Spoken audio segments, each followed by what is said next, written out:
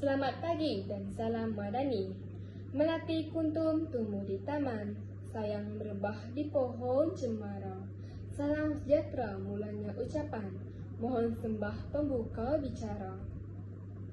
Nama diberi Benedict Stephanie anak Jalem dan berusia 12 tahun. Saya merupakan anak didik eskipasi yang terletak di daerah Lubuk Antu, Sarawak. Kod sekolah saya ialah YBB 2310. Pada masa lapang, saya gemar memanfaatkan masa dengan membaca buku cerita dan bersukan. Manakala cita-cita saya pula ingin menjadi seorang doktor. Dalam video ini, saya amat teruja dan untuk berkongsi tentang sebuah buku cerita yang pernah saya baca yang berjudul So Yang Gemilang. Di dalam novel ini terdapat banyak isi menarik. Jadi, ayo kita dengarkan.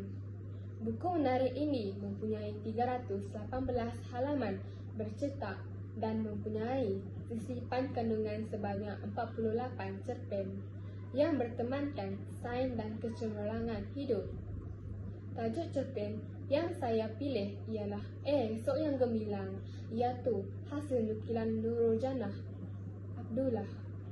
Antologi terbitan Dewan Bahasa dan Pustaka Kuala Lumpur ini diterbitkan pada tahun 2007.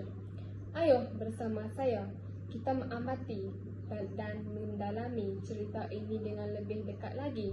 Cerpen Sok Yang Gemilang ini mengisahkan tentang seorang pelajar yang bernama Safwan yang sering menjadi ejekan rakan-rakannya. Memang tidak dapat dinafikan, kehidupan yang serba kekurangan menyukarkan Safwan menikmati kemudahan teknologi terkini seperti komputer. Hal ini juga menyebabkan dia ketinggalan dari segi mutu kerja seperti tugasan yang diberikan oleh guru. Safwan tidak dapat menyediakan bahan tugasan dengan menggunakan komputer seperti rakan-rakan yang lain.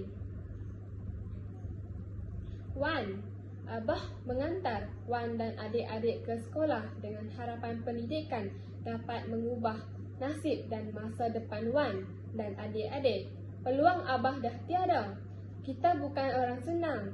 Buatlah sesuatu mengikut kemampuan kita sendiri. Ukurlah baju mengikut badan sendiri. Pesanan ayah. Safwan tetap terdapat dalam benaknya. Safwan sedar kekurangan keluarganya.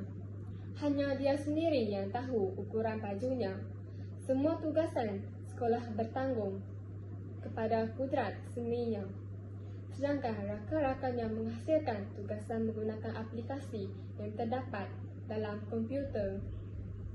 Kekurangan yang dipikul, Safwan menarik perhatian Puan Maria yang merupakan guru mata pelajaran fiziknya.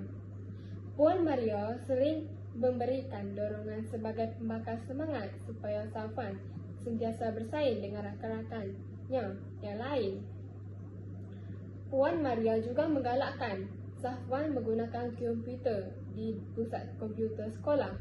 Malah, dengan inisiatif Puan Maria, Safwan dibenarkan mengikuti kelas komputer secara percuma. Tidak lama setelah itu, Puan Maria juga mencadangkan kepada pihak sekolah supaya Safwan dan rakan-rakannya menyertai pertandingan mencipta laman web sekolah untuk peringkat kebangsaan. Penyertaan mereka dalam pertandingan mencipta laman web sekolah peringkat kebangsaan telah membuktikan hasil yang diharapkan. Setiap manusia yang hidup pasti diduga dengan cabaran. Dugaan mendatangi dalam pelbagai bentuk dan mereka yang sabar sahaja mampu mengharungi. Demikian juga Safwan. Keputusan peperiksaan SPM telah melayakkan Safwan masa berlalu dengan cepat. Safwan ini kini berjaya menjadi jurutera. Terdapat banyak pengajaran yang boleh dijadikan iktibar dalam kehidupan seharian di novel yang berjudul Sok Yang Gemilang. Nilai bertanggung jawab ada diselitkan di dalam novel ini yang seharusnya dijalankan oleh semua pendidik dan juga pelajaran. Tabah, cekal, dan sabar juga merupakan nilai yang perlu diterapkan di dalam karya ini. Walaupun hidup dalam serba kekurangan, tapi beliau tidak pernah berputus asa dalam mengharungi cabaran dan menimba ilmu.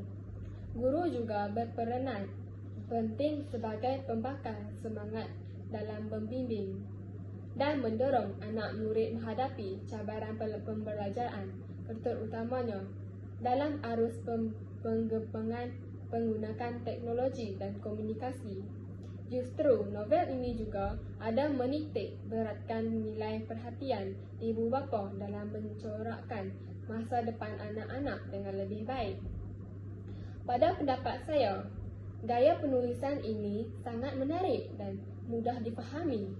Penggunaan bahasa yang digunakan telah memudahkan pelajar seperti saya untuk membaca kesudahan karya yang dihasilkan ini. Bahasa yang digunakan juga sangat dekat dengan jiwa anak remaja. Kesimpulannya, novel yang berjudul Soal yang Gemilang ini merupakan banyak pengajaran yang boleh dijadikan iktibar, utamanya kepada pembaca yang bergolongan remaja. Soal yang Gemilang syarat dengan nilai-nilai murni yang mampu menjadi pemangkin dalam membina jati diri pelajar. Sekian, terima kasih.